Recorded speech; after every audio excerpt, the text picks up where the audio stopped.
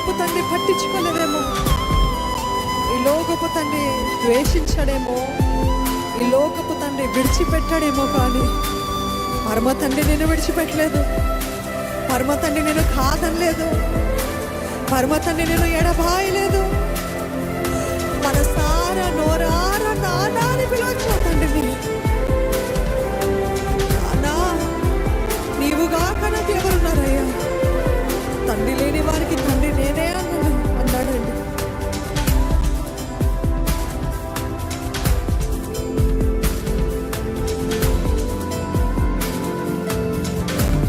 ఒక బిడ్డ వలె ఆయన సన్నిధిలో మొరపెడతావా? చెప్పుకో, నీ బాధంతా కూడా తండ్రితోటి చెప్పుకో.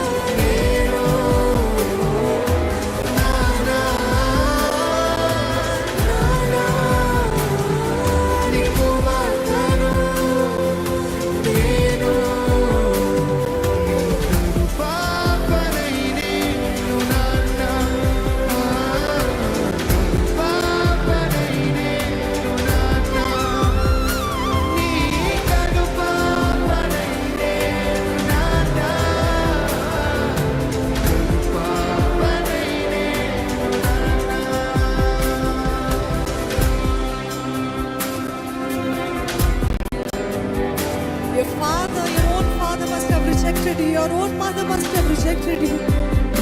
The world might have rejected you, but God is a God who never rejects you. God is a God who never rejects you, forsakes you, leaves you, or abandons you. నిన్ను అనాథగా విడిచిపెట్టడానికి రాలేదు, నిన్ను చేరదీసుకోవడానికి వచ్చాడు కదా పరమ తండ్రి. ఈరోజు పరిశుద్ధాత్మ దేవుడు